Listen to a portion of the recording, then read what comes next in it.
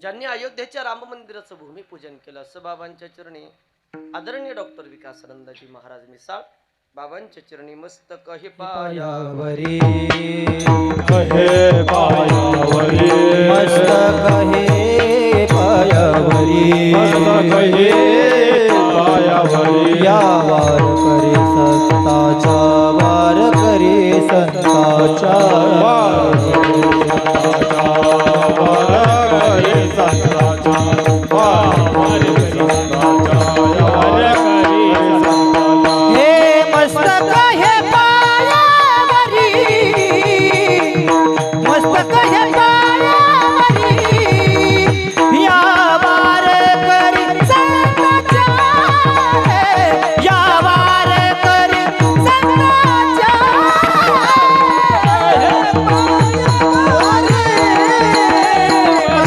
मस्तक हे पायावरी या वार करी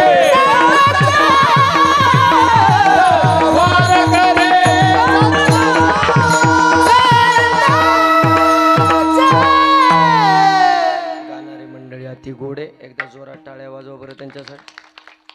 त्याच्यापेक्षा वाजवणारी सुंदर आमच्या युवराज दादासाठी एकदा जोरात टाळ्या वाजवा. त्यांच्या दोन्ही पेक्षा तुम्ही ऐकणारी हुशारी तुम्ही तुमच्यासाठी एकदा टाळ्या वाजवा.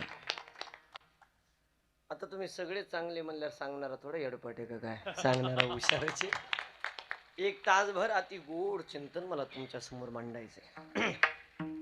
निमित्त आहे प्रथम पुण्यस्मरणच महाराज अभंग घेतलाय तुकोबाचा. तुकोबा सांगतात आल्यानंतर प्रत्येकाला जायचे प्रत्येकाला मरायचे.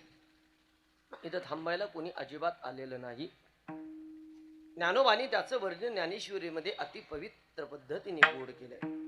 उपजे ते नासे नासे ते पुनरपी दिसे परी घटिका यंत्र जैसे परिभ्रमे गा देहाची आगावा आलिया जन्म मृत्यूच्या सोहळिया ना म्हणू नये धनंजया जिया परी. त्याचे पुढचं वर्णन आमच्या तुकोबाने केलंय. तुकोबा सांगतात नाशिवंत देह जाणार सकळ आयुष्य खातो काळ सावधान. कालही काळ आयुष्याला खात होता आजही काळ आयुष्याला खातोय उद्याही काळ आयुष्याला खाणार आहे. काळाचं खाद्य म्हणजे आयुष्य आहे. त्याने आजपर्यंत कुणाला सोडलं नाही. क्षणोक्षणा हाची करावा विचार तरावया पार भव सिंधू. याच्या पुढचं वर्णन नाथ महाराजांनी केलंय. नाथ महाराज सांगतात गड्या आईच्या उदरामध्ये ज्या वेळेस बाळ असतं ना महाराज त्याच वेळेस काळ त्याच्यावरती टपून असतो. घडोघडी काळ वाट याची पाहे अजून किती आहे अवकाश. टोकाचं प्रमाण सांगू महाराज. हाती टोकाचं जन्म आले बाळ याची वाट पाहे काळ. आता याच्या व्यतिरिक्त बोलत नाही महाराज. काळाचं काम कठीण आहे. बदल नाही करायचं रे. मगाला गोड दिला होता तसा राहू द्या. कोणतं बटन फिरवते कमी करून टाक. काळाचं काम कठीण आहे महाराज. काळ कुणाला सुट्टी देत नाही. काळ कुणाला 30व्या वर्षात घेऊन जातो. काळ कुणाला 50व्या वर्षात घेऊन जातो. काळ कुणाला 80 वर्षात घेऊन जातो. पण काळ कुणाला सुट्टी देत नाही. हा फक्त काळ कधी घेऊन जाणारे कुणाला माहिती नाही. बसलेल्यापैकी कुणाला माहिती का कधी मरायचं म्हणून. त्या बरं मला एखाद्या चिठ्ठीवरती टिपून एवढे एवढे वर्ष मी जगणारे म्हणा आहे का कोणाची गॅरंटी. तुम्हाला घरी जाऊ द्यायचं का नाही देवाच्या हातात आहे. टोकाचं वाक्य बोलू का महाराज. आत घेतलेला श्वास सुद्धा बाहेर सोडायचं की नाही तुमच्या आमच्या हातात नाही. बाकी काय घेऊन बसले. हातातला घास सुनील महाराज हातातच राहतो महाराज. घास गिळायची सुद्धा सत्ता आपल्या हातात नाही. ग्रास गिळी सत्ता महाराज. काळाचं काम कठीण आहे. त्याने कुणाला सुट्टी दिली नाही. आयुष्य रेषा एकदा संपली का माणसाला जगता येत नाही. आणि आयुष्य रेषा जोपर्यंत बळकट आहे तोपर्यंत प्रयत्न करूनही माणसाला मरता येत नाही. वाक्य आहे का. आयुष्य रेषा जोपर्यंत तुमची बळकट आहे तोपर्यंत माणसाला मरता येत नाही. 4 रोगरच्या बाटल्या पेला तरी माणूस मरत नाही. पिऊ नका कोणी सांगतोय. आयुष्य रेषा जोपर्यंत बळकट इमानातून पडलं तरी माणूस मरत नाही. पण आयुष्य रेषा एकदा संपली 100 डॉक्टर लोक पुढे उभा करा ते जगत नाही महाराज. ठरलेलं गणित आहे. मध्ये मुंबईमध्ये एक प्रसंग घडला. एका माणसाला पत्ते खेळायचा नाज होता महाराज. आपल्या भाषेत त्याला आपण जुगार म्हणतो. सकाळी उठल्यापासून संध्याकाळी झोपेपर्यंत आयुष्य त्याने पत्त्यामध्ये घालवलं. सगळा पैसा संपला आणि पैसा संपला का घरामध्ये कलह निर्माण झाला. बायकोनी उठल्यानंतर सांगावं, सकाळी उठल्यानंतर नवऱ्याला सांगावं, आयुष्य तुम्ही पत्त्यामध्ये घालवलं, सकाळी उठता संध्याकाळपर्यंत पत्ते खेळताय, सगळा पैसा त्याच्यामध्ये खर्ची केला, रुपये घरात शिल्लक नाही, काहीतरी काम धंदा बघा, 2 रुपये कमवा. नवऱ्याने सांगितलं बायकोला, मला कामाचं जर काही बोलली तर मी आत्महत्या करेन. बायकोने सांगितलं नाही बोलत बा, आत्महत्या असं काही बोलू नका, असं काही करू नका, मी काम करते पण तुम्ही जिवंत राहा. पुन्हा 15-20 दिवस लोटले महाराज. दिवाळी नावाचा सण जवळ आला. सकाळी उठल्यानंतर पैसा घरात नाही, बायकोनी चिडचिड करावी. अहो सकाळी उठल्यापासून संध्याकाळी झोपेपर्यंत पत्ते खेळताय, आता 2 दिवसावरती दिवाळी नावाचा सण आलाय. लेकराच्या तोंडाकडे पहा, फटाके पुरते का व्हायना, नवे कपड्या पुरते का व्हायना, 2 दिवस काम करा, 2 दिवस काम करून पैसे आणा. नवऱ्याने सांगितलं, तुला सांगितलं ना, मला कामाचं जर काही बोलले तर मी सुसाईड आत्महत्या करेल. बायकोने रागाच्या भरात सांगितलं, मरायचं तर मरा म्हणजे करा आत्महत्या, काय जगून फायदा, रुपये फायदा नाही याच्यापासून, काय फायदा काय याचा, जा म्हणे मरा. युवराज महाराज गडी आत्महत्या करायला निघाला. आयुष्य रेषाकडेची बळकट, त्याला मरता येत नाही, त्याचं उदाहरण सांगतोय. मुंबई सारख्या ठिकाणी ब्रिजवर गेला. ब्रिज कळतं तुम्हाला सर्वांना, तुम्ही हुशार लोक आहे. ब्रिजवर गेला, खालून रेल्वेचा रूळ गेलेला होता. गड्याला वाटलं वरतून उडी मारा, रेल्वे जीवन संपून जाईल. पेपरला बातमी नाही, टीव्हीला बातमी नाही, कुठं पत्रकार परिषद नाही, कुठंच काही नाही. वरतून उडी माराव, खाली जीवन संपून जाईल म्हणून गडी ब्रिजवरती गेला. पण गड्याचे आयुष्य रेषा बळकट. गड्याने मरण्याकरता वरतून उडी मारली. थोडी हळूच, अजून तारीख मोकळे नाही माझ्या, 4-5 महिन्याच्या तारखा रिकामी नाही, थोडी हळूच मारू द्या. हा ऐका, गड्याने मरायसाठी वरतून उडी मारली. सुनील महाराज आयुष्य रेषा गड्याची बळकट. खालून एक भाजी विकणारा माणूस चालला होता आणि त्याच्या डोक्यावरती मोठी टोपली होती, त्याच्यामध्ये मेथीच्या जुड्या होत्या. तुम्ही सगळे शेतकरी मंडळी आहे. गड्याने मराय करता वरतून उडी मारली, पण गड्याच्या आयुष्य रेषा बळकट. हे रेल्वेच्या रुळावर नाही पडलं सुनील महाराज, हे त्या भाजीवाल्याच्या टोपलीत पडलं. ऐका ना, ह्या गड्याने मराय करता उडी मारली, ह्या गड्याच्या आयुष्य रेषा बळकट, हे जगलं. होय, पण 70 किलोचा बोजा एका टायमाला पडल्यामुळे भाजीवाला जागेवर गेलं. ज्या भाजीवाल्याने सांगितलं होतं मेथीच्या जुड्या विकून लेकरांना फटाके घेऊन येतो दिवाळीचे, ते स्मशानभूमीत गेलं. आणि ज्या बायकोला वाटलं आपल्या घरातली बॅद गेली बुवा, ते दुपारून 2ला जेवायला घरी आलं. ज्याची आयुष्य रेषा बळकट आहे त्याला प्रयत्न करूनही मरता येत नाही. आणि आयुष्य रेषा एकदा संपली, स्वर्गवासी बाळासाहेब ठाकरे हृदयाचं ऑपरेशन करणार डॉक्टर नीतू मांडके, 16,000 हृदयाचं ऑपरेशनचा रेकॉर्ड ब्रेक आहे. त्या माणसाचं तरी अटॅक सारख्या आजाराने मरावं लागलं. 2 महिन्यापूर्वी रतन टाटा नावाचा माणूस या जगातून गेला. काय कमी होतं रतन टाटाला? देशाचं कर्ज नील करायची ताकद होती. देशाचं कर्ज, हा, त्या रतन टाटाने जर आम्हाला सांगितलं असतं 5,000 कोटी रुपये देतो, एवढं विधानसभेचं इलेक्शन पाहून जाऊ दे म्हणलं असतं, काय जमलं नसतं का? पण नाही ना, काही थांबत नाही महाराज काळ, अजिबात काळ कुणासाठी थांबत नाही महाराज. आतमध्ये रतन साहेब 5 मिनिटांनी जगाने टाटा करून टाकला. काय येऊन बसले तुम्ही? त्याच्यामुळे माझं पाया पडून सांगणं आहे, आयुष्य रेषा जोपर्यंत बळकटी तोपर्यंत मस्त जगून घ्या. काळात सांगता येत नाही, आयुष्याचा आनंद घ्या. ह्याच्यात त्याच्यात गुंतून बसू नका महाराज, कारण काळापुढं कशाच वशिला चालत नाही. तुमची जमीन असेल, तुमची संपत्ती असेल, तुमचा पैसा असेल, त्याचा वशिला अजिबात चालत नाही. तरी पण लोक एवढं कीर्तन ऐकून सुद्धा महाराज लोकांच्या डोक्यात काय फरक पडत नाही. माझं कीर्तन संपू द्या. आता या परिसरात सगळे माझे नातलग कंपनी आहे, सगळे जवळचे पाहुणे रावळे, तुम्हाला सांगायची गरज नाही.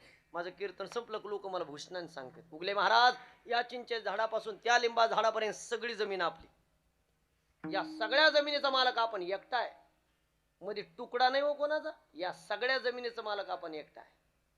जमीन सांगते मालकाला, महाराजाला सांगू नको का मालक तू आहे, तो हा पंजा याच्यात जाळला, तो हा आजा सुद्धा याच्यात गेला, तो हा बाप सुद्धा याच्यात गेला, आता तुझा नंबर आहे. सुनील महाराज प्रवाने आजा गेला पंजावेला, आजा गेला पंजावेला, बाप मसना गेला, आजा गेला पंजावेला, आजा गेला पंजावेला, आजा गेला पंजावेला, बाप मसना गेला, आजा गेला पंजावेला. क्या बात है, जय हो.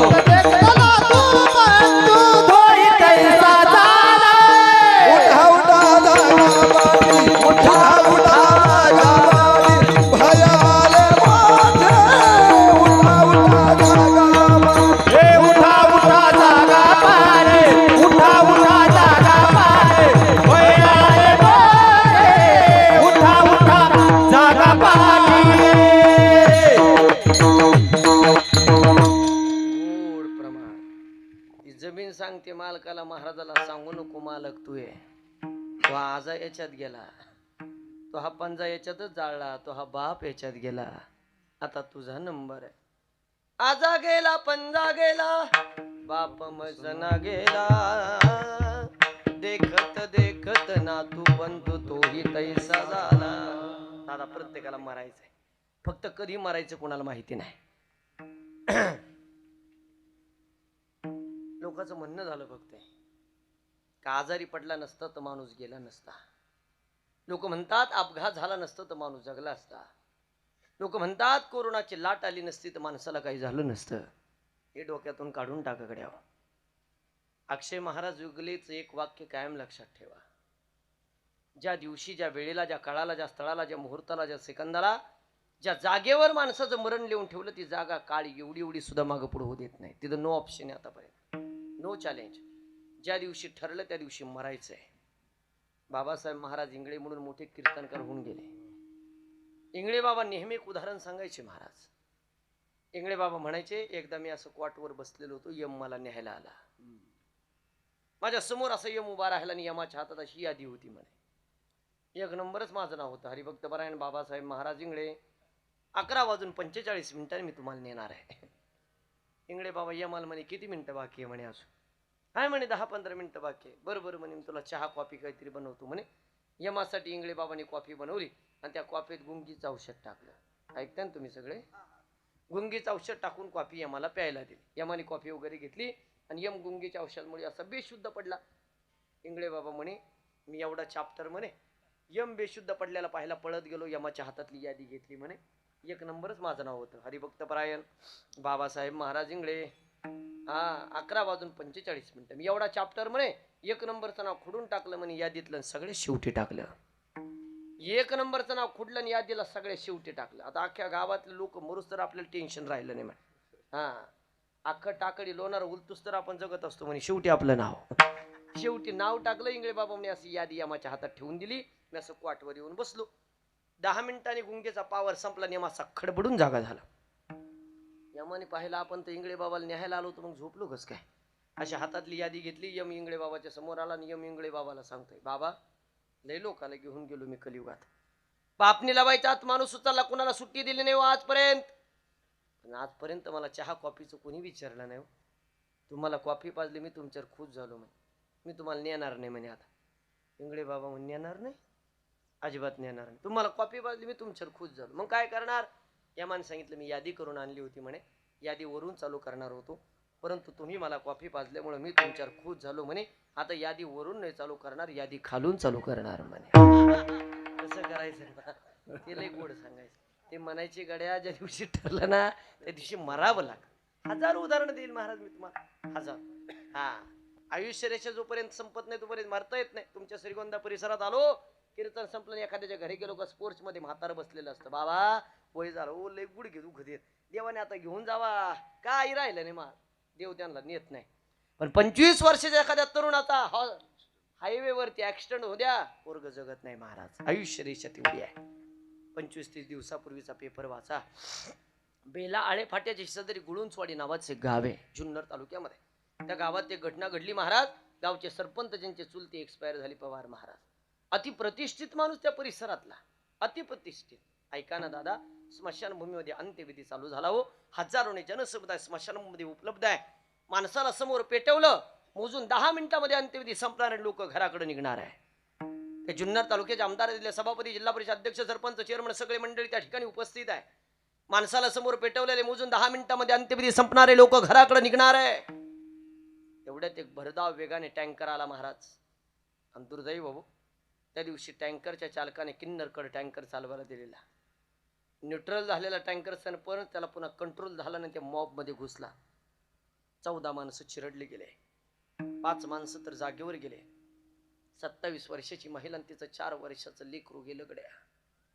त्या जुन्नर तालुक्यामध्ये ज्या माणसाला मिनी आमदार म्हणून म्हणायचे, सभापती धोंडेभाऊ पिंगट नावाचा माणूस त्याचा अपघातात गेला. प्रत्येक पेपरला हेडिंगला बातमी होती, फर्स्ट पेजला पेपरला बातमी होती. सांगा मला तुम्ही सगळी मंडळी, जे लोक सकाळी अंत्यविधीला आले होते त्यांच्या मनात तरी आला असेल का दुपारून आपला अंत्यविधी होईल म्हणून? नाही ना.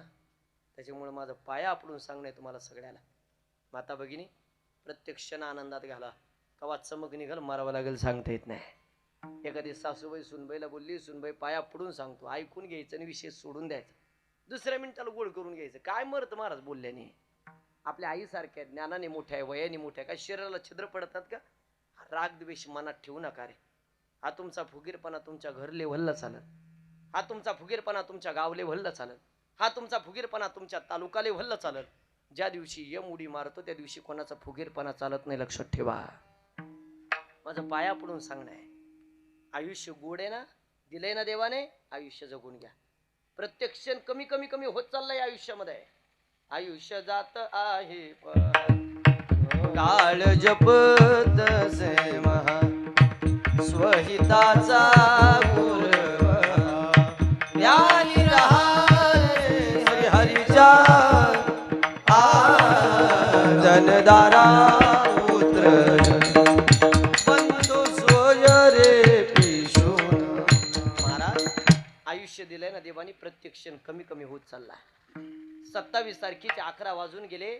हा गेलेला क्षण पुन्हा तुमच्या आयुष्यात येणार नाही. त्याच्यामुळे प्रत्येक क्षणाचा आनंद घ्या. लोकांना आयुष्य भेटताना ना आपल्याला भेटलं तर जगता येईल ना महाराज. किती भारी जगलं पाहिजे माणसाने, किती भारी जगलं पाहिजे. सकाळी जर आपण असं उठलो नसतं, घराच्या बाहेर पडलो, आपला चेहरा एवढा फ्रेश पाहिजे कडे, एवढा फ्रेश पाहिजे का आपलं तोंड पाहून 4 लोकांना वाटलं पाहिजे याला राम राम घालाव, याला आपण चहा पाजू, याने आपल्या संग गप्पा माराव, एवढा चेहरा फ्रेश पाहिजे. नाही तर काय काय जे तोंड पाहिल्यावर 3 दिवस भाकरी खाऊ वाटत नाही. अरे गावाचं तालुक्याचं संकटाच्या तोंड राहिलं काय काय कळत नाही. जगून घ्यायचं, मस्त राहायचं, प्रत्येक क्षण कवा चमक नाही गेलं मरा. काय येऊन बसले तुम्ही. हा, लाखातले एक वाक्य बोलू तुम्हाला आवडतं का बा. वयाच्या 25 वर्षापर्यंत माणसाला काही कळत नाही. सुनील महाराज, वयाच्या 25 वर्षापर्यंत माणसाला काहीच कळत नाही आणि 50 नंतर कळून काहीच फायदा नाही. होय, 25 पर्यंत काहीच कळत नाही आणि 50 नंतर कळून काहीच फायदा नाही. 50 नंतर घरचेच म्हणते यांना काही कळत नाही, यांचा मेंदू सही झाला काय सांगायच्या भानगडीत पडून. मधले 25 वर्ष महत्वाचं आहे. आयुष्याचा आनंद आहे. एवढं आयुष्य भगवंतानी दिलं ना, एकदा गेल्यानंतर माणसाला पश्चाताप येतो महाराज. त्याच्यामुळे आयुष्याचा आनंद घ्या, प्रत्येक क्षण आनंदात घाला. हा, निस्ती धडपड करण्यात काही मजा नाही महाराज. लोक खूप धडपड करतात, धडपड करू नये या मताचा मी नाही. पण आता मी रोज एवढी धडपड करतो. हा, दिवसाचे 10,000 रुपये जो माणूस कमवतो ना, 3,500 रुपये मीटरचं कापड वापरा. पण लोक आयुष्यभर धडपड करतात महाराज, आयुष्यभर. हा, किती धडपड करते त्याला काही माप नाही. आता मी ना माझ्या नातवा करता किती संपत्ती कमवून ठेवली, कमवून नाही कोणी असं म्हणणारच नाही मला, कमवून ठेवा 100%. पण मी माझ्या नातवा करता किती संपत्ती कमवून ठेवली. युवराज महाराज, त्या माझ्या नातवाला माझ्या कष्टाची काही जाणीव राहणार आहे का? माझ्या कष्टाची माझ्या नातवाला काही जाणीव राहील का? तो म्हणाल का अक्षय महाराज पारनेर तालुक्यात 27 तारखेला ताव्याचं प्रवचन केलं, 10:15 पर्यंत धावत पळत आला, गाडीचा स्पीड 160, चहा सुद्धा घेतला नाही. तसंच सुनील महाराजांनी तुका म्हणे माझे केलं, तसंच कीर्तन केलं. एवढे पैसे माझ्यासाठी कमवून ठेवले. माझ्या कष्टाची माझ्या नातवाला काही जाणीव राहील का मला सांगा? अजिबात नाही ना. कमवू नये मताचं मी नाही, पण स्वतः कमवताना स्वतः उपभोग घ्या. तर लोकांनी 60-60 वर्ष नोकऱ्या गेल्या रे. 61ला रिटायर झाले, मग बंगले बांधले. गाडी बंगला संपूर्ण व्हायच्या अगोदर, वास्तू शांतीच्या अगोदर गाड्याला आटी घेऊन मरावं लागलं. स्वतःच्या पैशाच्या बंगल्या सुद्धा राहता आला नाही. दुर्भाग्य आहे तुमचं. आयुष्याचा आनंद घ्या, प्रत्येक क्षण आनंदात घाला, मौज करा, मजा करा. मारा काय घेऊन बसले आयुष्याचे? काय कधी येईन काळ घेऊन जाईन, चांगल्या चांगल्याला घेऊन जावं लागलं. आपल्यासारख्याच काय घेऊन बसले. लोक म्हणते पिढ्या ना पिढ्या गेल्या महाराज. हे कालचक्र चालू राहणार आहे, याच्यात बंद नाही. जसं पूर्वी होतं तसंच आता आहे, आता आहे तसंच पुढे आहे. त्याच्यामुळे माझं पाया पडून सांगणे, आयुष्याचा आनंद घ्या. चला, माझा थोडा विस्तार झाला. मी तुम्हाला उदाहरण सांगत होतो जुन्नर तालुक्यातलं.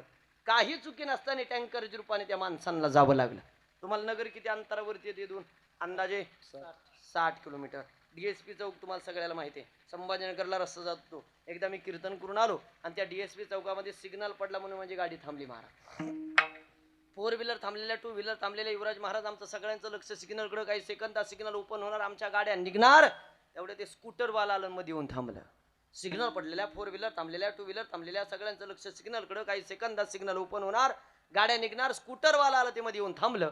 ते मध्ये येऊन थांबलं, तेवढ्यात आकाशातून घार चालली होती महाराज. आणि घारीच्या पायात नाग होता.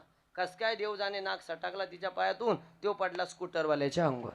खरं सांगा, त्या बिचारीची काय चुकी? टाकली लोना. त्या बिचारीची काय चुकी, ते कुठं उभा आहे सिग्नलवर, आणि साप कुठून आला, ओय साप कुठून आला.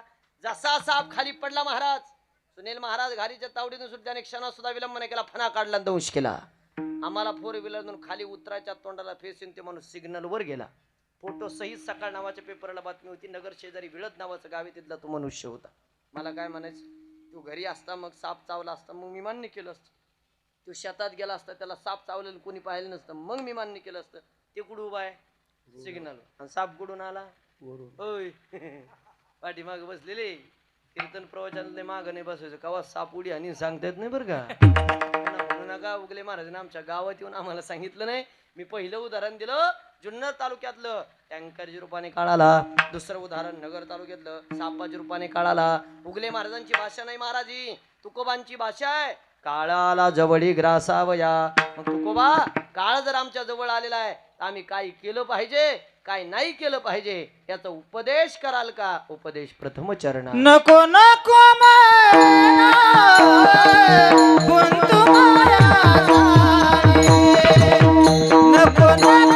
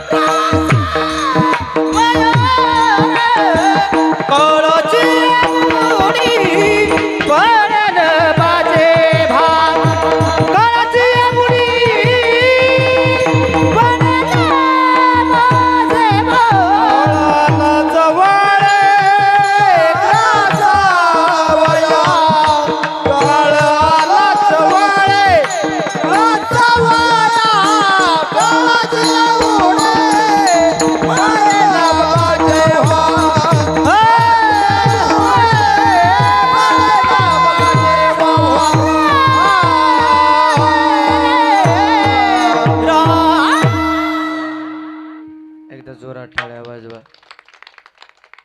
गोड आवाज आमच्या सुनील महाराजाचा. सगळ्याचं नाद करायचं पण पवाराचं नाही नाद करायचं. मग पवार इज पॉवर. भगवंत प्रत्येकाला वेगवेगळी कला देतो महाराज. त्याच्यापेक्षा आमच्या सुनील दादाला गोड आवाज दिला. काही काहीला देव लय गोड आवाज देतो, पण ते रेल्वेत गाणे म्हणतात महाराज. इकडे ये बाप्पा, एखादी ओवी म्हण, अभंग म्हण, पुढं म्हणावं कळालं पाहिजे महाराज. देव प्रत्येकाला संधी देतो, पण संधीचं सोनं करता आलं पाहिजे.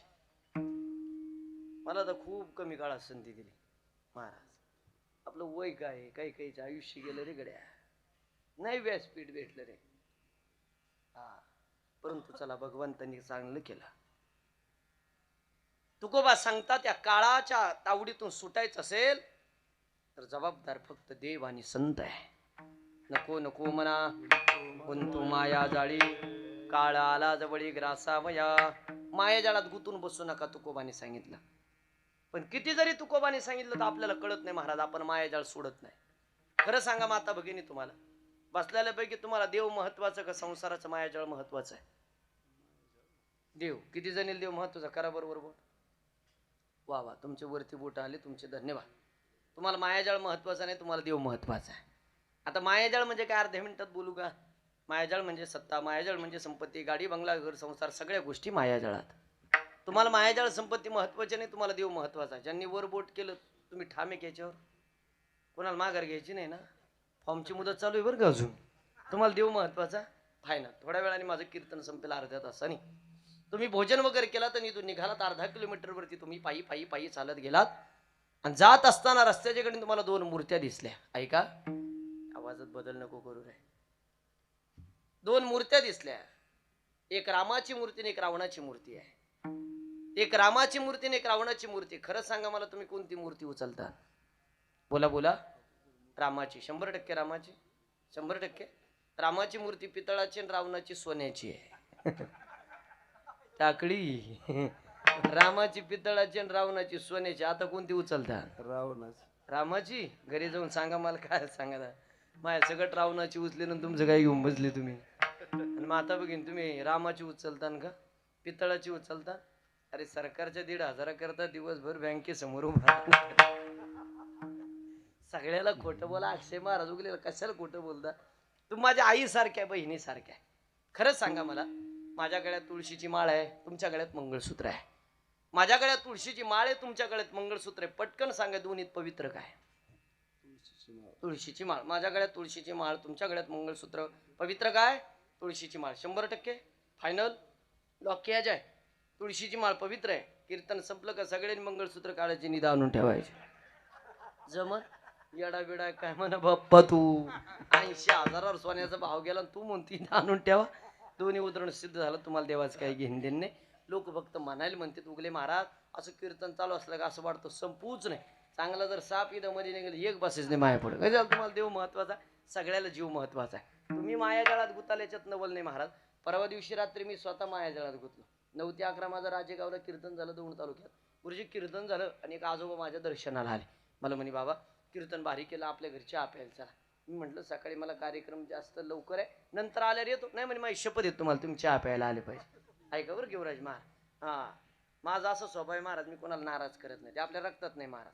आपली गुरूंची शिकवणी माणसात देव पाहायचा. बाबाला म्हटलं शपथ घालू नका, चहा प्यायला तू घर पुढे तुमचं.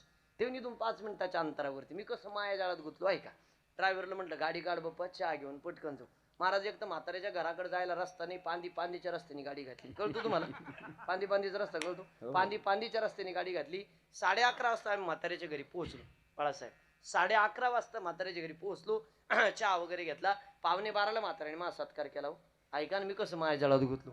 11:45ला म्हाताऱ्याने माझा सत्कार केला. शाल दिली, श्रीफळ दिलं, नारळावर 500 रुपयाची नोट ठेवली. मला बरं वाटलं, खरं सांगतो तुम्हाला बरं वाटलं. 11:15ला म्हणलं एवढ्या लांब येऊन तोटा झाला नाही, 500 का व्हायना आले. मिन्नात भाऊ खरं मला बरं वाटलं. 11:15ला 500 आले, मला आनंद झाला.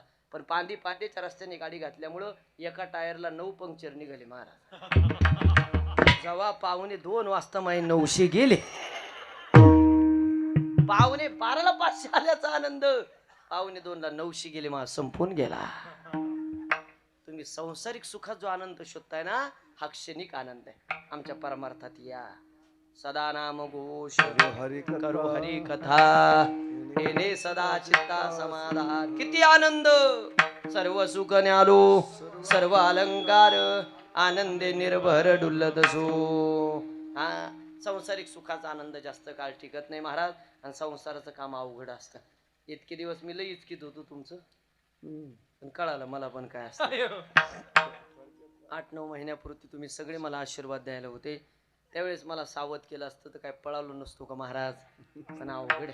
तुम्हाला वाटलं बरं याला कळण काय असतं, ते कळालं महाराज. अवघड राहतं संसाराचं काम, खरं अवघड असतं. 5-7 दिवसापूर्वी अकोल्याचं कीर्तन केलं. 2-2:30 वाजता मी घरी आलो महाराज. 2:30 वाजता घरी आलो. माझी मिसेस, माझी धर्मपत्नी माझं डोकं दाबीत होती. डोकं दाबता बायकोनी मला प्रश्न केला, युवराज महाराज. ती माझ्यापेक्षा जास्त शिकलेली, तिने प्रश्न कसा केला पहा. मी जरी शिक्षक असेल तर मला ती CA, ती जास्त एज्युकेटेड माझ्यापेक्षा. डोकं दाबता बायकोनी मला प्रश्न केला. मला म्हणे, का हो लग्नाच्या अगोदर तुम्ही एवढीच धावपळ करत होते, रोज दिवसाची 3-4 कीर्तन करत होते. आता मी पाहते 9 महिने झाले रोज दिवसाची 3-4 कीर्तन करता, एवढी धावपळ करता, रात्रीचे 2:30 वाजले दादा. आता मी समजा तुमचं डोकं दाबून देते म्हणे. लग्नाच्या अगोदर डोकं दुखलं कोण दाबून देत होतं म्हणे. पहा प्रश्न कसा केला. लग्नाच्या अगोदर कोण डोकं दाबून देत होतं म्हणे. आता सुनील महाराज मी 12 गावचं पाणी पितो रोज. मी काय साधा चाप्टर होय. मी माझ्या बायकोला हात जोडून सांगितलं, म्हणलं तुला खरं सांगू का, लग्नाच्या अगोदर मला डोके दुखीच नव्हती म्हटलं.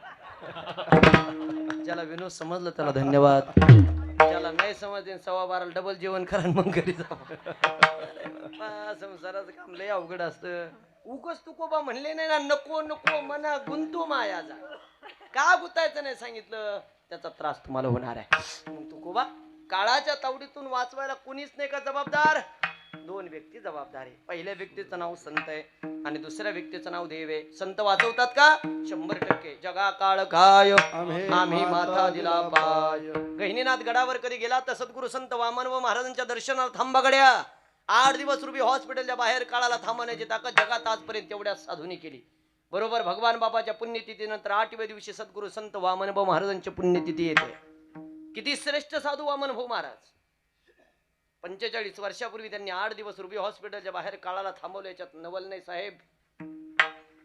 आता 20-25 दिवसापूर्वी पारनेर श्रीगोंदा नगर तालुक्यामध्ये एक व्हॉट्सअपच्या माध्यमातून बातमी व्हायरल होत होती.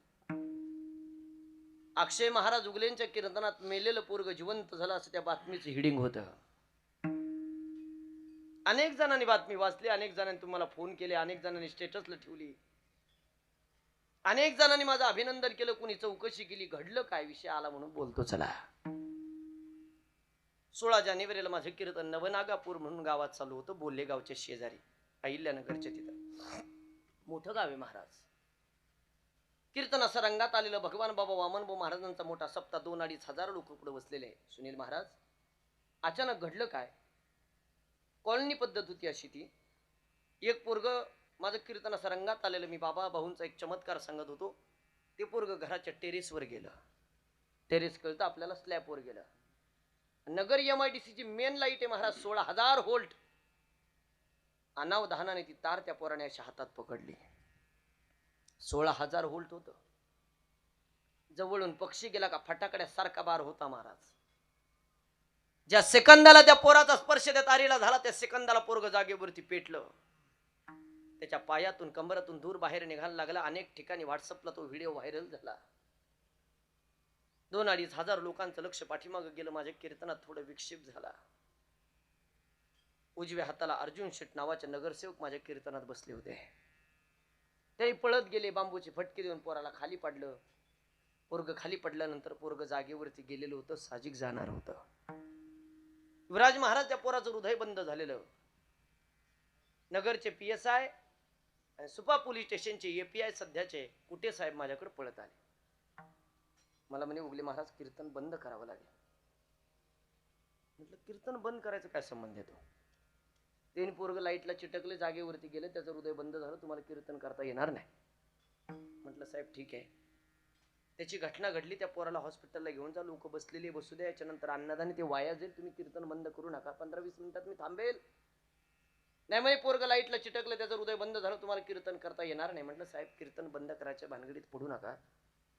हा भगवान बाबा वामनभाऊ महाराजांचा सप्ताह आहे, मोठ्या साधूचा सप्ताह आहे. त्यांनी 45 वर्षापूर्वी काळाला थांबवायचं उदाहरण मी कीर्तनातून देत होतो. मला असं वाटतं ते त्यांच्या सप्त्याला गालबोट लागू देणार नाही. तुम्ही लेकराला हॉस्पिटलला घेऊन जा. ते ऐकायला तयार नाही महाराज. नाही तुम्हाला कीर्तन करता येणार नाही, पोराचं हृदय बंद झालं, कीर्तन बंद करावं लागेल. म्हटलं साहेब कीर्तन बंद होणार नाही, आणि पोरग जर पुन्हा नाही जिवंत झालं तर मी कीर्तन करायची सोडून देईल. बोलून तर गेलो.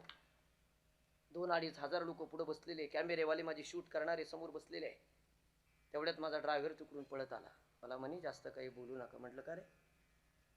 15 मिनिटं झाली, त्या लेकराचं हृदय बंद झालेलं होतं. मी स्वतः पाहिलं, लेकरू जागेवरती गेलेलं आहे. तुम्ही काही बोलाल तर मीडियावाले व्हायरल करतील. त्याला म्हटलंय बघ, रात्रंदिवस पळतोय आपण त्याच्यासाठी. आपल्या डोक्यावरती शांती ब्रह्म महंत भास्कर गिरी महाराजांची फेटा आहे. हा सप्ताह भगवान बाबा वामनभाऊ महाराजांची, त्यांची आपल्यावरती कृपा आहे. हनुमान महारुद्र हनुमानाची आपल्यावरती कृपा आहे. नाही पोरग पुन्हा जिवंत झालं, उद्यापासून कीर्तन बंद. बोललो नाही, माघार घ्यायची नाही घ्यायची. महाराज फक्त 2-2.5 हजार लोकांना मी एक विनंती केली. त्या लेकराला ज्या हॉस्पिटलला चालवलं त्या नगरसेवकांनी 2-2.5 हजार लोकांना सांगितलं माझ्याकरता एक करा.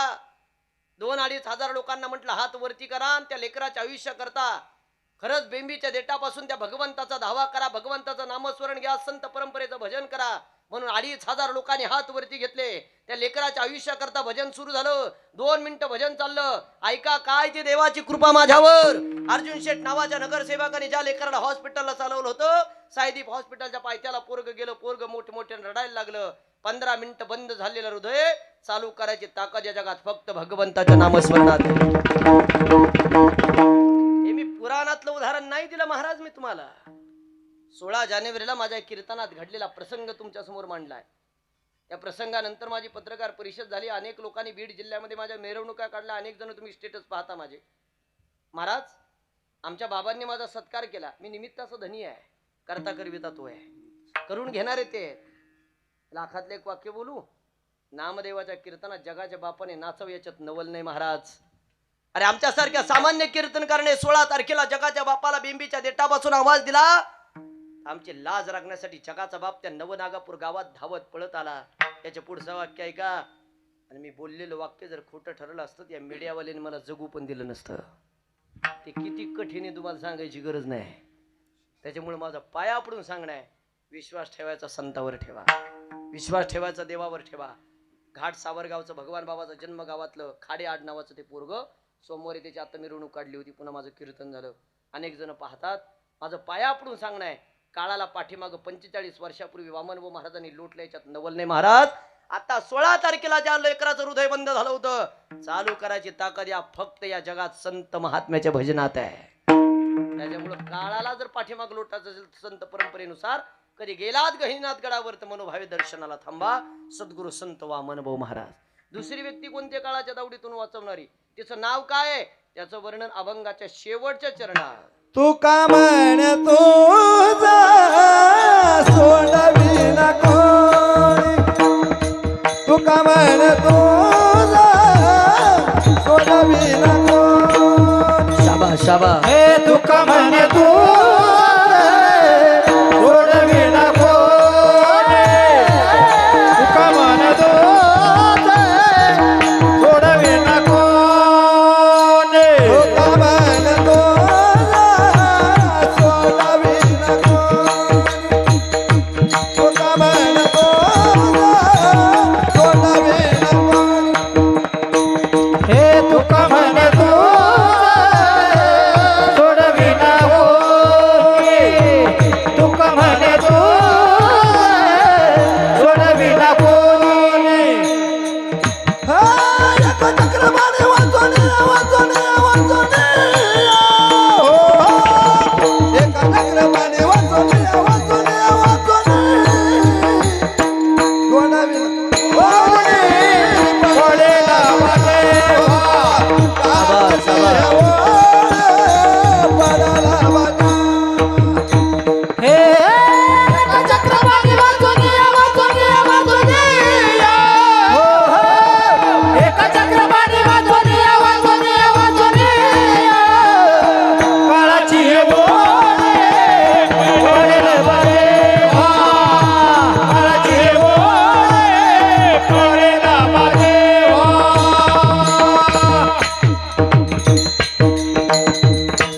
दुसरी व्यक्ती कोणत्या काळाच्या तावडीतून वाचवणारी, तिचं नाव देवे. तुका म्हणे तुझं सोडविना कोणी, एका चक्रपाणी वाचून या. देव वाचवतो 100%. कुणाला वाचवलं देवाने. समृद्धी महामार्गावर एक बस पलटी झाली, 26 जण जळून मेले. तुम्ही सगळ्यांनी बातमी पाहिली. कसा वाचवतो देव ऐका ना. त्याच्यानंतर 2च तासांनी सप्तशृंगी गडावरून बस खाली कोसळली. 400 फूट बस खाली पडली. 18 शीट होते. एक म्हातारी मेली, 17 जशी तशी जिवंत आहे.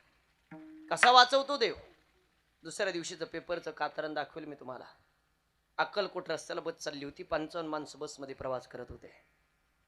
ड्रायव्हरच्या चुकीमुळे झाडावरती बस जाऊन आदळली. या दोन्ही बसपेक्षा भयानक अपघात त्या बसचा झाला. पण 55 लोक अक्कलकोटला जात असताना प्रत्येकाच्या मुखामध्ये स्वामींचं भजन चालू होतं. एवढा भयानक अपघात झाला पण एकाही माणसाच्या डोक्याच्या केसाला धक्का सुद्धा लागला नाही. सांगा ही कृपा कुणाची आहे? ही कृपा त्याची आहे. त्याने तुम्हाला वाचवायचं ठरवलं, दुनिया विरोधात जाऊन ते डोक्याच्या केसाला धक्का लागू दे. पण देवाच्या मनात नसेल ना. पारनेर तालुक्यामध्ये 700 कोटी रुपयाचा मालक माझ्या समोर मेला महाराज. दोन्ही पुण्यस्मरणाचे कीर्तन मी स्वतः केले. त्याच्यामुळे माझं पाया पडून सांगणे, माता भगिनी वाचवणारा देव आहे ना. कुठदा बाई सुद्धा हरी बोला, दळिता कांडिता हरी बोला, भांडताना सुद्धा हरी बोला, 1,500चा हप्ता बँकेतून घेताना सुद्धा हरी हरीच बोला. आता याच्या व्यतिरिक्त बोलत नाही महाराज. भगवंताच्या नामस्मरण इतकं श्रेष्ठ या जगात काय नाही. आयुष्यात सगळ्याला विसरायचं पण देवाला नाही विसरायचं. 3 देवाला तर कधी विसरायचं नाही. पहिली देवता ग्रामदेवता, दुसरी देवता कुलदेवता आणि तिसरी देवता पितृदेवता. ग्रामदेवतेचं दर्शन घेतल्याशिवाय कधी गावच्या बाहेर निघायचं नाही. तुमच्या मागं किती घाई असू द्या आणि किती पळपळ असू द्या, तुम्हाला पुन्हा गावात आणायचं की नाही ग्रामदेवतेच्या हातात आहे. मग ते शनी भगवंताच्या असू द्या, हनुमानजीच्या असू द्या, गणपती बाप्पा साईनाथांच्या स्वामींच्या असू द्या, खंडेरायाच्या असू द्या, ग्रामदेवता श्रेष्ठ आहे. दुसरी देवता कुलदेवता आहे. कुलदेवतेचे 2 प्रकार आहे. खंडोबा एक देवी आहे.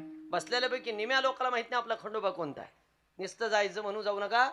जेजुरी गडावरती आता 7 तारखेला चंपाच्या दिवशी मी कीर्तन करत असताना भगवान कृष्ण परमात्म्याचं एक उदाहरण दिलं. कृष्ण परमात्म्याचा खंड कुलदैवत जर कोणतं असेल तर जेजुरीचा खंडेराया. कृष्ण परमात्मा असं सांगतो, वर्षातून एकदा का होईना आपण आपल्या कुलदैवताच्या दर्शनाला गेलं पाहिजे.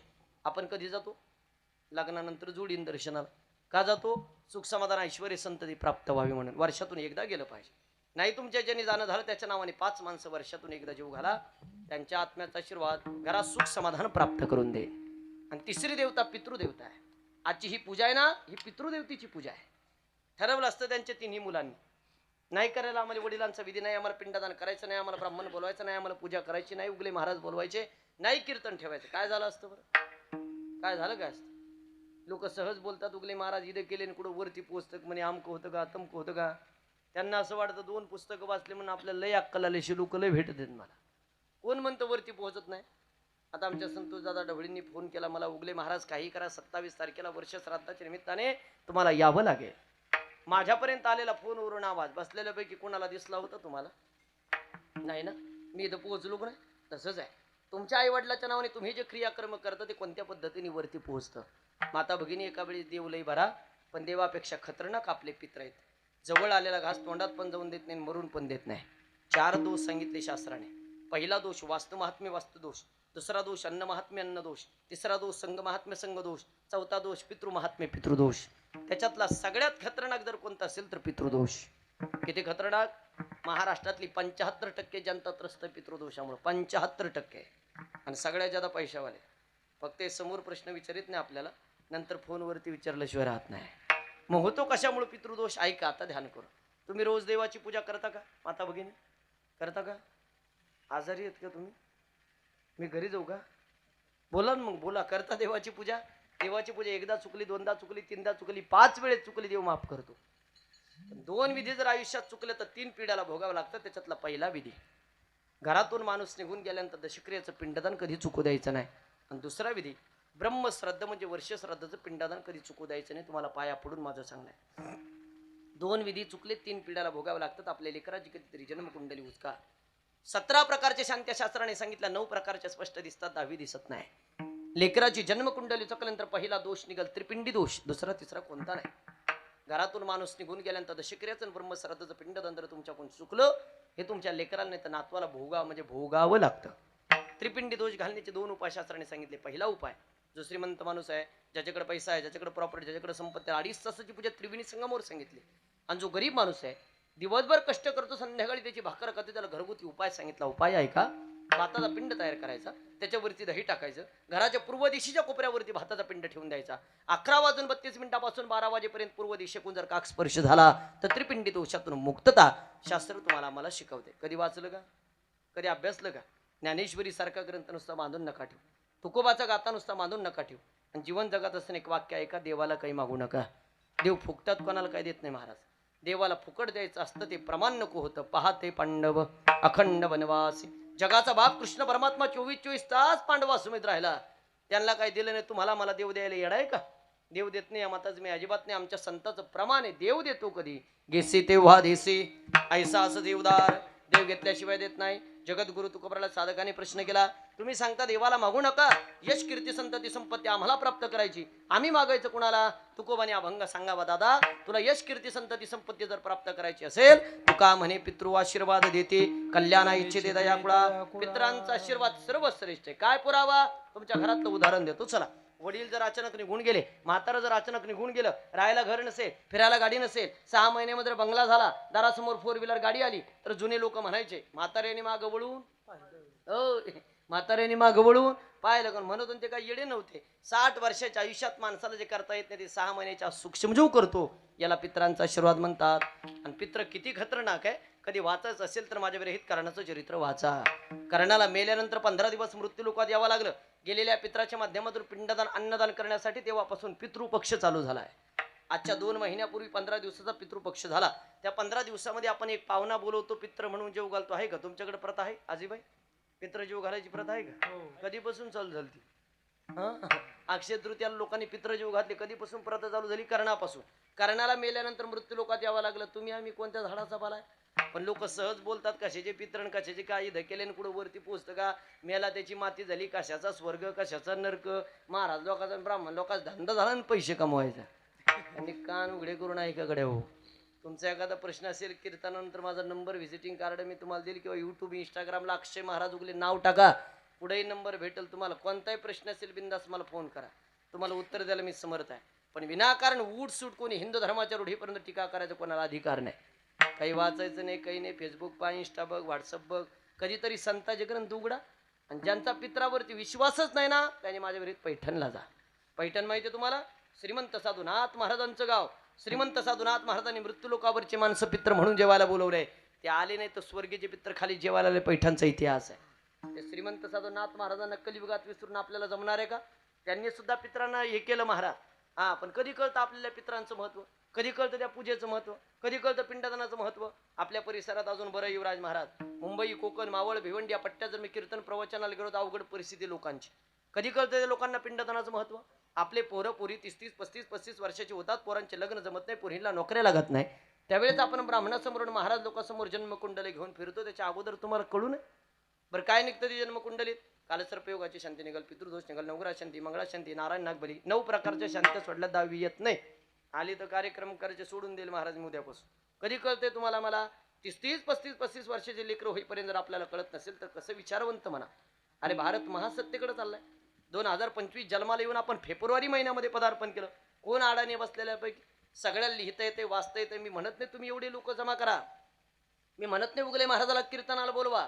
तुमच्या घरच्या घरी 20 रुपयात पिंडदान करायचं तर फक्त पिंडदान चुकू नका, एवढं माझं सोजवळ मत आहे. का उगले महाराज? कुणी केलं जगातलं पहिलं पिंडदान? 450 वर्षापूर्वी तुकोबानी पिंडदान केलं महाराज. ते पण एका पिढीचं नाही केलं, 8व्या पिढीपासून केलं. पिंडपदावरी दिला आपुली करी. त्याच्या अगोदरचा पुरावा देऊ एखादा? 425 वर्षापूर्वीचा अगोदरचा. 4-5 दिवसापूर्वी मी जुन्नर तालुक्याचे आमदार शरददादा सोनवणेकडे कीर्तन आलो होतो. मोठा माणूस आहे महाराज. कीर्तन संपलं, जुन्नर मधून बाहेर निघालो. एक आळे नावाचं गाव लागलं. माहिती आहे तुम्हाला? त्या आळे नावाच्या गावामध्ये माऊली ज्ञानोबांनी 750 वर्षापूर्वी एका रेड्याला समाधी दिली महाराज. ज्या रेड्याला ज्ञानोबांनी 750 वर्षापूर्वी समाधी दिली ना, त्या रेड्याचं पिंडदान ज्ञानोबांनी 750 वर्षापूर्वी स्वतःच्या हाताने आळे नावाच्या गावात केलं. सांगा मला टाकळी लोणारकर, 750 वर्षापूर्वी ज्ञानोबा जर एखादं रेड्याचं पिंडदान करत असतील, 450 वर्षापूर्वी जगद्गुरु तुकोबा 8व्या पिढीपासून पिंडदान करत असतील, तर तुम्ही आम्ही केलं म्हणून नवल काय झालं? पण हातात माईक आला का माणूस काय बोलन याची गॅरंटी नाही. तुम्ही जिवंतपणे जीव लावायची मी 99% सहमत. गेल्यानंतर 2 रूढी परंपरा चुकू द्यायच्या नाही. उगले महाराज नाही केला, आम्ही आईचा दावा नाही, आम्ही पिंडदान केले नाही, मी श्राद्ध कर्म केलं नाही, मी पितृजीव घातले. काय परिणाम? माझी भाषा सांगू का तुकोबाची? तुकोबाची भाषा सांगतो.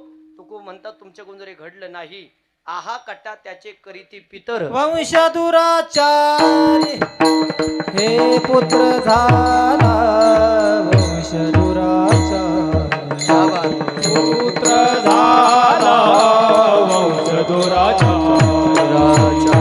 पुत्र झाला वंश दुराचा. हे आहा कट कट त्याचे करीती पितर, करीती पितर, वंश दुराचारी पुत्र झाला, वंश दुराचारी पुत्र झाला. करीते पितर, आहा कट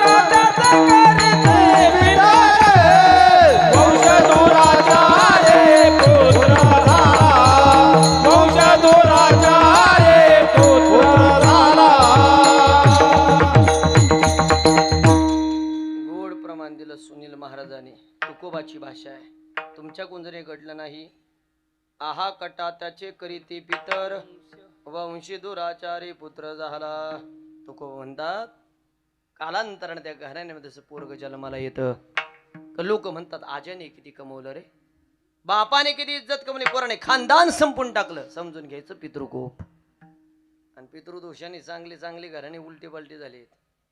लोकांचं झालं असं सुनील महाराज चमत्कार झाले, शिव लोक नमस्कार घालायला तयार नाहीत. हा, त्या नगरीच्या पुढे वर्ष श्राद्धा निमित्ताने माझं एक प्रवचन झालं. पोखर्डी परिसरात एका व्यक्तिमत्वाने नंबर घेतला आणि 2-4 दिवसांनी फोन केला. लोक विचारतात फोनवर प्रश्न, तुमचा अधिकार आहे, तुमचा हक्क आहे. लोक कोणी युट्यूबवरून नंबर घेतं, त्याच्यावरून प्रश्न विचारतात, काय हरकत नाही. त्यांनी मला 2-4 दिवसांनी फोन केला. उगले महाराज बोलताय म्हणलं उगले महाराज बोलतो. आमच्या मुलीची जन्मकुंडली म्हणे 37 वर्ष पुरीचं वय, 1.5 लाख रुपये महिना, अजून लग्न नाही झालं. काय करायचं तर त्या पैशाचं? किती उदाहरण येतं तुमच्या परिसरातल्या पोरांचे मी तुम्हाला असे. मग एखाद्याच्या घरी गेलो, लोक सांगतात 1 मिनिट रस्त्यावरती गेला, अपघात झाला, जागेवरती जावं लागलं. त्या सुप्याच्या पुढे गटेवाडी म्हणून गाव आहे, 2 महिने एका घरातले ॲक्सिडेंट झाले. मग लोक सांगतात गडगंज प्रॉपर्टी, पैसा होता, संपत्ती, गरज त्यांनी फाशी घेतली तर पडून मेला. पैसा असून त्याचं पोरगा औषध पिऊन मेलं. पैसे आता भरपूर हिस्सात रुपया शिल्लक राहत नाही. उगले महाराज गडगंज प्रॉपर्टी, समाधान नावाची गोष्ट नाही. कोट्याधीश रुपयाचा बंगला, घरात वाद किटकिट भांडणं सतत असं वाटतं घरी पण जाऊ नये, कुणाचं तोंड पण पाहू नये. कुणाकडे पण गेला तर पितृदोष सांगतात. सत्ता संपत्ती पैसा सगळ्या गोष्टी, पण पोरांच्या लग्नाला थोडकवून काहीतरी अडथळे आहे. कुणाकडे पण गेला तर पितृदोष सांगतात. या सगळ्या प्रश्नाचा अभ्यास करायचा असेल तर माझ्या विरहित गरुड पुराण नावाचं ग्रंथ वाचा. 11 पुराणापैकी पद्मपुराण गरुड पुराण श्रेष्ठ सांगितलंय. त्याच्यामध्ये उल्लेख आहे पितरांची कृपा असेल तर कमी काळात भरभराट, पित्र नाराज असतील तर कमी काळामध्ये माणसाची बरबादी आहे. तुम्ही विश्वास ठेवा, नका ठेवू. मी महाराष्ट्रभर फिरतो, मला माहिती आहे. पिंडदान तुम्ही आम्ही करतो याच्यात नवल नाही. ज्याच्या सत्यशी वृक्षाचं पान हलत नाही त्याला मी राम म्हणतो. त्या रामाचा बाप असणारा दशरथ त्याचं सुद्धा पिंडदान केलं. कुणी केलं दशरथाचं पिंडदान? रामाने का सीतेने? सीतेने केलं. कुठं केलं? फल्गु नदीच्या पात्रात. त्याच फल्गु नदीच्या पात्रामध्ये हिल्याबाई होळकरांनी पिंडदान केलं. माझ्या वाचनात गेलेल्या सगळ्या श्रीमंत राजा रावणाचं सुद्धा पिंडदान केलं. कुणी? विभीषणाने, त्याच्या भावाने केलं. मी म्हणत नाही खर्च करा, फक्त चुकू देऊ नका. 25-30 दिवसापूर्वी मी ते आकुर्डी नावाचे गाव आहे पिंपरी चिंचवडचे शेजारी. सुनील महाराज माझं कीर्तन झालं की ॲडव्होकेट माणूस माझ्या भेटीला आला. लय हुशार होत, लय हुशार. माझ्या हुशारीच्या यादीतलं ते एक हुशार. नाही तुम्ही शक्यतो कुणाला हुशार म्हणत नाही, तुम्हाला खरं सांगतो. त्याचे 6 कारण आहे. आज मी त्या विषयावर बोलणार नाही. सरपंच मी त्याला हुशार का म्हणतो? त्याने आतापर्यंत कोणकोणत्या केसेस लढवले हे जर मी तुम्हाला सांगितलं मग तुम्हाला त्याची हुशारी कळेल. पण कोणत्याच कीर्तनकारांनी बापूराव महाराज या व्यासपीठावर केसेस संदर्भात बोलायचं नसतं, संप्रदायाचा नियम आहे. शिंदे सरपंच माझं कीर्तन संपलं. सध्याचे भोसरीचे विद्यमान आमदार महेश दादा लांडगे साहेबांचं माझं संत पूजन होतं म्हणून आम्ही बंगल्यावर जेवायला गेलो. ॲडव्होकेट तिथून कुठून आले काही माहिती नाही, माझ्या शेजाऱ्याची खुर्ची टाकून बसले. मला म्हणे उगले महाराज 63 वर्ष वय चालू आहे म्हणे माझं. म्हटलं बर. आजपर्यंत कधी कोणाचा फॅन झालो नाही म्हणे आपण, पण गड्या 2 तास तुमचं कीर्तन ऐकलं, आपण तुमच्या विचारांचा फॅन आहे म्हणे. माफी मागून एक प्रश्न विचारू शकतो का म्हणे? काय हरकत नाही, आता फॅन म्हणल्यानंतर विचार. आता त्यांनी प्रश्न कसा विचारला मग तुम्हाला त्याची हुशारी कळाला. मला म्हणे अनेक कीर्तनकार मी कीर्तन ऐकले, कीर्तनकार सांगतात घरातून माणूस निघून गेला 1 वर्षभर त्याचा आत्मा घरामध्ये वास्तव्य करतो म्हणे. 1 वर्षाची आजची पूजा झाली का त्याचा आत्मा पुढील प्रवासाला निघतो म्हणे. तो जर आत्मा आपल्याला दिसतच नाही तर त्यावर आपण विश्वास ठेवायचा कसा? यावर तुमचं वैयक्तिक मत काय उगले महाराज? पा प्रश्न कसा गोलमाल केला. याला हुशार म्हणतात बाळू काका. हा, आता हाच प्रश्न घेऊन तुम्ही सगळे माझ्या पुढे बसलेले आहे. सुनील अण्णा जाऊन 1 वर्ष पूर्ण झाले. अण्णा आपल्यातून गेल्यानंतर 1 वर्षामध्ये त्यांच्या 3 मुलाला दिसले नाही, घरच्याला दिसले नाही, नातेवाईकाला नाही, गावकऱ्याचा विषय लय लांबचा राहिला. त्या सुनील अण्णा करता त्यांच्या मुलांनी एवढा खर्च केला, मंडप दिला, साऊंड सिस्टीम, मुगले महाराज सगळे गायक वादक सगळ्याला जेवण ठेवलंय. खरंच त्या सुनील अण्णा या बापाचा आत्मा या घराण्याला आशीर्वाद देईल का? हाच प्रश्न घेऊन तुम्ही सगळे माझ्या पुढे बसलेले आहे. आतापर्यंत कोणत्याच कीर्तनकाराने तुम्हाला याच्यावर सोल्युशन सांगितलं नसेल. ओरिजिनल सोल्युशन सांगतो चला. लोक म्हणतात ना आत्मा दिसत नाही मग तो आशीर्वाद देतो कसा? आणि जे याला थोतांड समजतात त्यांनी तर कान उघडे करून ऐका. उगले महाराजाचं चॅलेंज आहे तुम्हाला. मी धर्मावरती नितांत प्रेम करणारा कीर्तनकार आहे महाराज. लोक म्हणतात ना इथं केल्याने कुठं वरती पोहोचतं का? तुम्हाला प्रूफ करून देतो आता चला. कसा देतो आत्मा आशीर्वाद? बसलेल्या पैकी कोणी सैनिक क्षेत्रात काम केलं का? मेजर म्हणून कोणी आहे का? वरती बोट करा. वा वा, धन्यवाद. माझं सगळ्यात जास्त सैनिक क्षेत्रावरती प्रेम आहे महाराज, कारण ते लोक तिथं उभा आहे म्हणून आपण इथं जिवंत आहे. 1 तास त्यांना बाजूला करून पहा, याच्यातलं एक जित राहायचं नाही. उपकार आहे ते लोकांचे आपल्यावर. लोकाला फक्त त्यांचा पगार आणि पेन्सिल दिसतो महाराज, त्याच्या मागचे कष्ट दिसत नाही. हा, आता मेजर त्याला साक्षीदार आहे. त्यांच्यावरती विश्वास नसेल, उगले महाराजांवर नसेल, तर युट्यूबला एक नाव सर्च करा. कसा आत्मा आशीर्वाद देतो आपल्यातून निघून गेलेला आहे का? 1962 साली चीनचं युद्ध झालं, बरोबर आहे का मेजर? 1962 साली चीनचं युद्ध प्रारंभ झालं आणि जसवंत सिंग नावाचा एक सैनिक, नाव लक्षात ठेवा, जसवंत सिंग. सुनील महाराज एकट्याकडेनी चीनची अख्खी टोळी आडून ठेवली होती, एकट्याकडेनी. एका टायमाला जसवंत सिंग 6 गन मधून फायरिंग करत होता एका टायमाला, युवराज महाराज. आणि आपले लोक फितूर झाले. आणि 1962 साली जसवंत सिंग साहेबाला ते चायना बॉर्डर वरती फाशी देऊन मारलं. आणि ऐका जसवंत सिंग साहेबाची कहाणी. बसलेल्यापैकी मेजर साहेबाला विचारलं तर बसलेल्यापैकी कुणी उद्या चायना बॉर्डर वरती जा. 1962 साली फाशी देऊन मारलेला जसवंत सिंग आजही घोड्यावरून फिरताना सीमेचं रक्षण करताना आपल्या सैनिकांना दिसतो महाराज. साहेब याच्यात नवल नाही. 1962 साली आपल्यातून निघून गेलेले जसवंत सिंगची पेन्शन सरकारने आज तारखेपर्यंत चालू ठेवली. त्याच्या पुढे बोलू, लोकांचं नोकरीमध्ये जीवनपणे प्रमोशन होत नाही. जसवंत सिंग साहेबाचं 1962 साली आपल्यातून निघून गेल्यानंतर केंद्र सरकारने प्रमोशन केलंय. याच्या पुढे ऐका, दर 4 महिन्याला रेल्वेचं तिकीट बुकिंग असतं जसवंत सिंग साहेबाचं. 2025 ला कधी गेलेत आपल्यातून? 1962 ला. दर 4 महिन्याला रेल्वेचं तिकीट बुकिंग असतं. आता सध्या त्यांच्या सीटवर कोणी बसत नाही. दर 2 महिन्याला सैनिकांचा प्रोग्राम झाला का सेपरेट खुर्ची टाकली जाते त्यांच्यासाठी, त्यांच्या खुर्चीवर कोणी बसत नाही. याच्या पुढचं ऐका, ज्या ठिकाणी जसवंत सिंग साहेब राहत होते, सकाळी उठल्यानंतर त्यांच्या रूमला इस्त्री केलेला शर्ट अटकवला जातो, त्यांचा दिवाण साफ केला जातो, त्यांचे बूट पॉलिश केले जातात. कधी गेलेले आहेत आपल्यातून? 1962 साली. सकाळी उठल्यानंतर इस्त्री केलेला शर्ट अटकवला जातो, दिवाण साफ केला जातो, बूट पॉलिश केले जातात.